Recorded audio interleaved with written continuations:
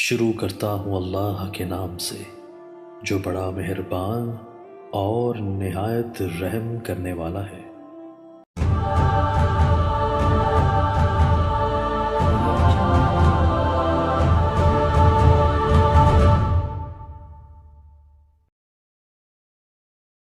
اگر دوسرا عمرہ کریں تو بالکل بال ہوں نہ ہوں دوسرا پھروانا پڑے گا۔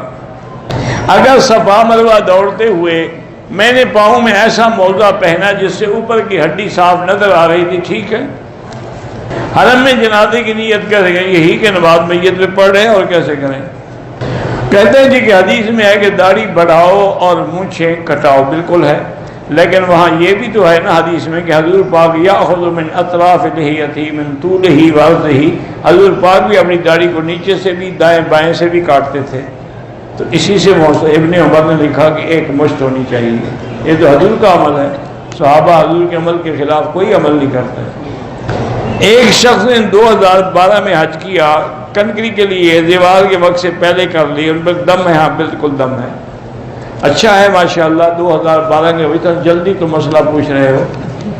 میری والدہ نے 2 طواف کیے، ہم سے جدا ہو گئی، عمرہ پورا نہیں کیا، ہوٹل جا کے حرام کھول دیا۔ بہرحال اگر ابھی کچھ وقت نہیں گزرا، 2 4 6 گھنٹے گزرے، اس کو صفا مروہ کرا دو، بال بھی کٹوا دو۔ اگر 1 2 دن گزر گئے ہیں تو پھر دم پڑ جائے گی۔ میں نے کئی دفعہ بتایا کہ سورۃ الرحمن پڑھ کے دعا کریں۔ بہرحال طواف میں آپ کو بار بار وضو کی ضرورت، ایک دفعہ وضو کر لیا وہی کافی ہے۔ ڈکوریا والی عورت اگر عصر کو وضو کرے تو مغرب تک کافی ہے، طواف کرتی رہے۔ نمازی کے آگے نہ گزرے، اگر مجبوری ہو تو سجدے کی جگہ سے آگے گزرے، عصر کے بعد نفل نہ پڑھیں۔ نکاح خاں چاہیے، یہاں جو بیٹھے ہیں نا ساتھی، ان سے مل لیں، کسی کو کہہ دیں گے۔ فجر کی سنتیں چھوٹ جائیں تو سورج نکلنے کے بعد پڑھیں۔ مانچسٹر میں حاجی سلمان پٹیل بیمار، اللہ شفا عطا فرمائے۔ 8 سال ہو گئے، بیوی میرے ساتھ اچھی طرح بات نہیں کرتی، تو اب دوسری شادی کرنے پہ ٹھیک ہو جائے گی، پھر دونوں اچھی طرح بات کریں گی۔ اس میں ہنسنے کی کیا بات ہے؟ علاج ہے۔ ایک انجیکشن سے آدمی ٹھیک نہ ہو، ڈاکٹر دوسرا انجیکشن دیتا ہے۔ بغیر داڑھی والے کے پیچھے نہ، اس کو امام نہ بنائیں۔ سجدہ صاحب ویسے ہے جیسے عام سجدہ کرتے ہیں۔ میں مدینہ پاک میں ہوں، کمپنی نے ٹرانسفر مکہ کر دیا، بیوی بچے مدینے میں ہیں، مکے سے بیوی بچوں کے لیے ملاقات جاؤں گا واپس، پھر آپ کے لیے کوئی عمرہ نہیں، آپ تو اپنے بچوں کو ملنے جائیں گے، آپ کا کاروبار ہے، کمپنی نے وہاں رکھا، اب کمپنی نے آپ کو یہاں رکھا۔ وہ عمرہ اس لیے ہے جب خالص کوئی نیت دین کی ہو، عبادت کی ہو، حج کی ہو۔ کہتے ہیں جی کہ رات کو کیلا کھانے سے منع کرتے ہیں، باہر کوئی جاہل لوگ کرتے ہوں گے، اللہ کی نعمت ہے، رات ہو دن ہو ایک ہی بات ہے۔ میرا بیٹا ہے جو پڑھتا ہے بھول جاتا ہے، اس سے کہیں کہ اللہ کے نام ہے نا، یا قوی یا متین، یا قوی یا متین پڑھ کے دعا کیا کرے۔ حضور پاک نے پوری زندگی مبارک میں نیچے چادر پہنی ہے، اوپر کرتا پہنا ہے، سر پہ ٹوپی مبارک اور ٹوپی کے اوپر امامہ باندھا ہے، کبھی صرف ٹوپی مبارک بھی پہنی ہے۔ تو یہ حضور پاک کا عام، کبھی کبھی حضور 2 چادریں بھی پہنی ہیں، نیچے بھی چادر اوپر بھی چادر۔ ہم انڈیا میں ایک بکس رکھا ہوا ہے، اس میں صدقہ خیرات جمع کرتے ہیں، تو اگر کسی افسر کو رشوت دینی پڑے جیسے یہ صدقہ خیرات ہے، رشوت دینے کے لیے ہے، یہ کوئی مسئلہ ہے پوچھنے کا؟ رشوت دینے پہ لعنت ہے، لینے والے پہ لعنت ہے، دینے والے پہ لعنت ہے۔ بہرحال میری شادی کو 13 سال ہو گئے ہیں، اولاد نہیں ہے۔ بیوی کی یوٹرس میں رسولی تھی، وہ نکلوائی، لیکن اب پھر ہو گئی ہے۔ اس کا وہی علاج ہے جو میں نے بتایا ہوا ہے پہلے بھی، کہ سورۃ النجم کی آخری آیت لیس لہا من دون اللہ کاشفہ، پانی پہ دم کریں، تیل پہ کریں، ان کی دواؤں پہ کریں، کریم پہ کریں، انشاءاللہ شفا دیں۔ احمد عیسیٰ اپنے آپ کو کہتا ہے کہ میں رسول ہوں، اور امام بخاری کو بھی برا بلا کہتا ہے۔ ایسے آدمی کی باتیں سنو تو دجال ہے، دجال کی باتیں سننا حرام ہے، ناجائز ہے، عجیب بات۔ وہ اپنے آپ کو نبی کہتا ہے، تم اس کی باتیں سننا چاہتے ہو۔ عقیقہ 7ویں دن کرنا سنت ہے، اندر اندر نہیں، اپنی طرف سے قصے نہ بناؤ۔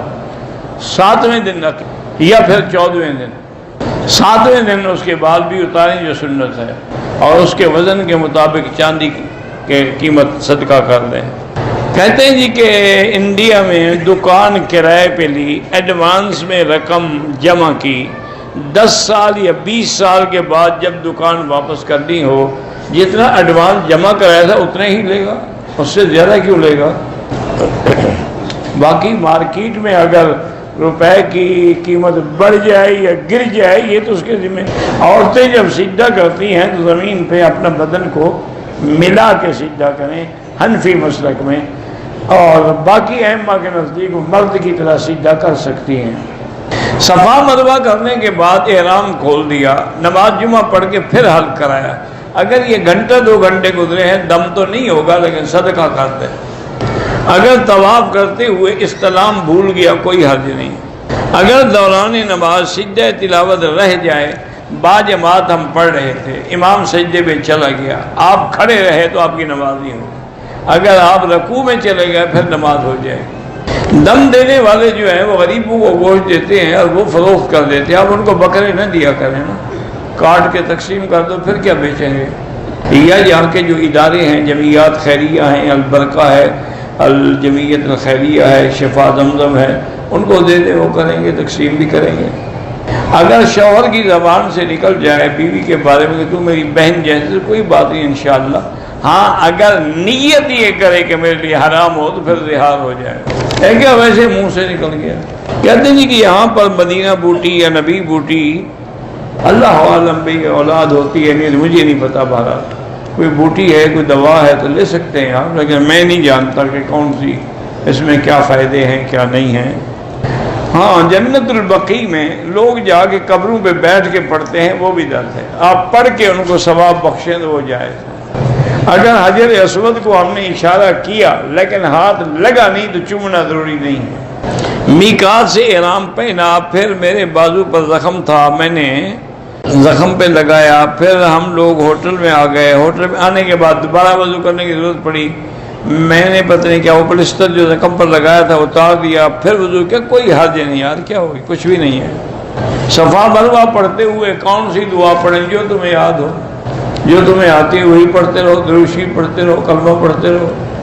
جو لوگ زندہ ہیں ان کے لیے آپ خود اپنے لیے عمرہ کر کے ان کو ثواب کی درخواست کریں اللہ سے کہ یا اللہ اس کا ثواب فلاں کو عطا فرما دے، اللہ قادر ہیں وہ دے دیں گے۔ موبائل فون میں قرآن پاک ہو تو تلاوت کر سکتے ہیں، کر سکتے ہیں۔ عورت بڑی چادر لے کے نماز پڑھ رہی ہے، ہاتھ دونوں چادر کے اندر سے، کوئی بات نہیں۔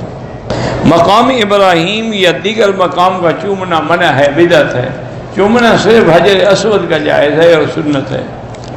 میں عمرے کے ویزے پہ آیا ہوں لیکن باہر کوئی کام کروں، قانونی طور پہ منع ہے، شریعت میں تو منع نہیں ہے۔ قانون میں پکڑ لیں گے تو آپ کو فوراً واپس بھیج دیں گے کہ آپ وہاں سے حلف نامہ لے کے آئے ہیں کہ عمرے پہ جا رہا ہوں، کیوں جھوٹ بولتے ہو؟ میں پہلے شراب وغیرہ بیچتا تھا، اس سے میری کمائی تھی، اب تو میں نے توبہ کر لی، اللہ توبہ معاف کرے، قبول فرمائے، توبہ کے بعد گناہ معاف ہو جاتے ہیں۔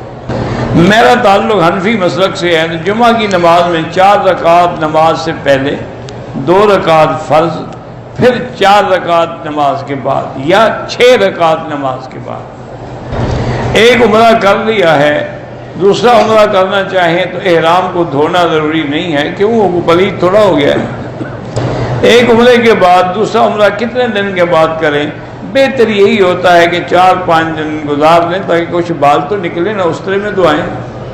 اگر ہم جب گھر جائیں اور احرام کی چادریں یہیں چھوڑ جائیں تو ٹھیک ہے، کسی غریب کو دے دیں، چھوڑ جائیں گا، کیا مطلب ہے؟ وہ حاجی بڑے سمجھدار ہیں نا جی، وہ اپنا وزن کیوں بڑھائے، چادریں وزن ہوں گی نا، اس لیے نیکی کر رہا ہے بیچارہ، یہاں کسی کو دے دے گا۔